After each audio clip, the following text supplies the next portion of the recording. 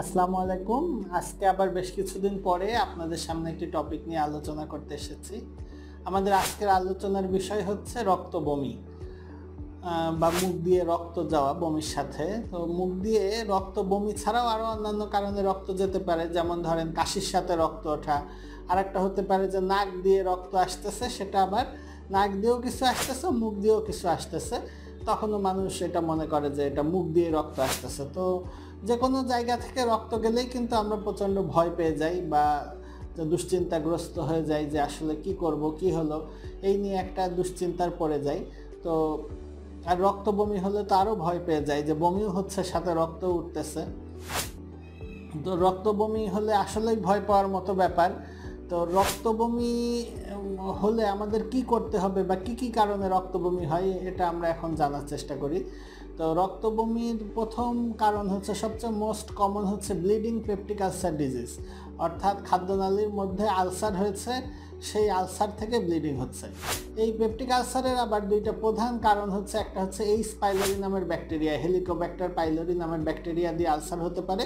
আরেকটা হতে পারে এনএসএইড ইনডিউসড আলসার, অর্থাৎ ব্যথার বড়ি। এটাই কমনলি আমরা দেখা যায় যে ব্যথার বড়ি সেবন করতেছি নানান কারণে, সেখান থেকে এরকম আলসার হয়ে সেখান থেকে ব্লিডিং হচ্ছে।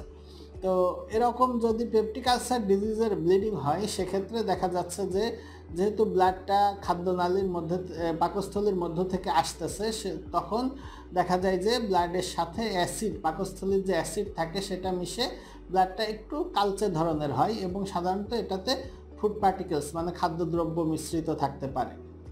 আর পেপটিক আলসার ডিজিজ ব্লিডিংয়ের যারা রুগী, তাদের দেখা যায় যে তার আগে থেকে ব্যথার বড়ি খাওয়ার হিস্ট্রি আছে, অথবা বারবার উপরের পেটে ব্যথা হচ্ছে, এরকম ইতিহাস থাকতে পারে। এটা গেল একটা। আরেকটা গুরুত্বপূর্ণ হচ্ছে লিভার রোগের কারণে যেটা ব্লিডিং হয় রক্ত বমি, এটাকে বলে ভ্যারিসিয়াল ব্লিডিং। এটা পেপটিক আলসার ডিজিজ ব্লিডিংয়ের চেয়েও ভয়ঙ্কর হতে পারে। এটা হচ্ছে দেখা যায় যে আমাদের খাদ্যনালীর পাশে কিছু শিরা থাকে, যাদের সিরোসিস হয়, এই রগগুলা ফুলে ওঠে, এগুলাকেই ভ্যারিক্স বলা হয়।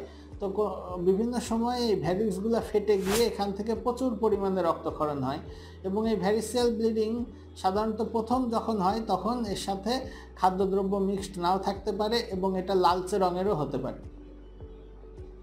এটা গেল 2 নাম্বার। এরপরে গুরুত্বপূর্ণ কারণ হচ্ছে যাদের স্টমাকে বা পাকস্থলীতে ক্যান্সার হতে পারে, আবার ইসোফেজিয়াল যদি ক্যান্সার হয়, এ সমস্ত ক্ষেত্রেও কিন্তু দেখা যাচ্ছে যে এই রক্ত বমি হতে পারে।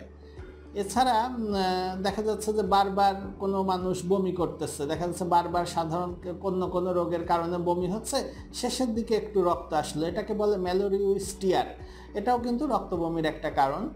এছাড়া কিছু আনকমন বাট সিভিয়ার ব্লিডিংয়ের কজ আছে, ওই অ্যাওটোডিউডেনাল ফিস্টুলা, অর্থাৎ কোনো কারণে অ্যাওটার সাথে ডিউডেনামের একটা কানেকশন হয়ে যায়, হওয়ার জন্য অ্যাওটা মানে যেটা রক্তের বড় শিরা, এটার মধ্যে তো অনেক ব্লাড থাকে, তো যদি এর সাথে খাদ্যনালীর কানেকশন হয়ে যায় তাহলেও কিন্তু অনেক ব্লিডিং হতে পারে।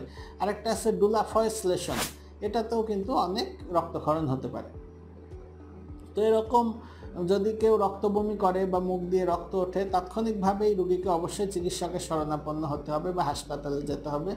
চিকিৎসক যেটা করবেন যে ইমিডিয়েট অ্যাসেসমেন্ট, তো কিছু পেশেন্টের পালস, ব্লাড প্রেশার এগুলো আছে কিনা, লিভার ডিজিজের কোনো সাইন আছে কিনা, তারপর তার পেটে ব্যথা আছে কিনা, এগুলো ভালো করে অ্যাসেস করতে হবে। এরপর পেশেন্টকে আইভি অ্যাক্সেস, অর্থাৎ দ্রুত একটা আইভি, একটা বা দুইটা হলে ভালো, কমপক্ষে একটা আইভি ক্যানুলা করতে হবে এবং একটা আইভি চ্যানেল মেনটেনের জন্য একটা ফ্লুইড চালু করতে হবে।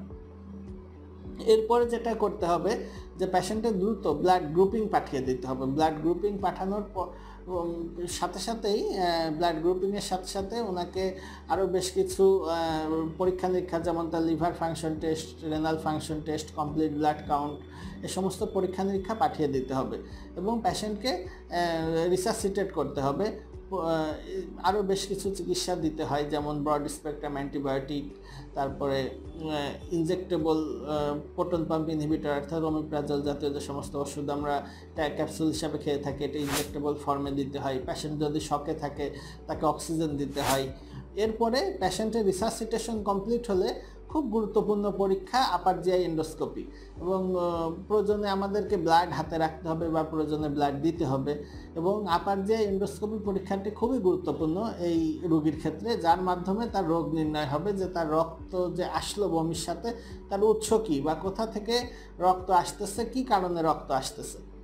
তো সুতরাং আমাদের আজকে যেটা লেসন সেটা হচ্ছে যে যদি কারো মুখ দিয়ে রক্ত আসে, বমির সাথে রক্ত আসে, তাহলে আর বিলম্ব না করে তাৎক্ষণিক চিকিৎসকের শরণাপন্ন হতে হবে, চিকিৎসকের পরামর্শ অনুযায়ী ব্যবস্থা গ্রহণ করতে হবে, প্রয়োজনে হাসপাতালে ভর্তি হতে হবে।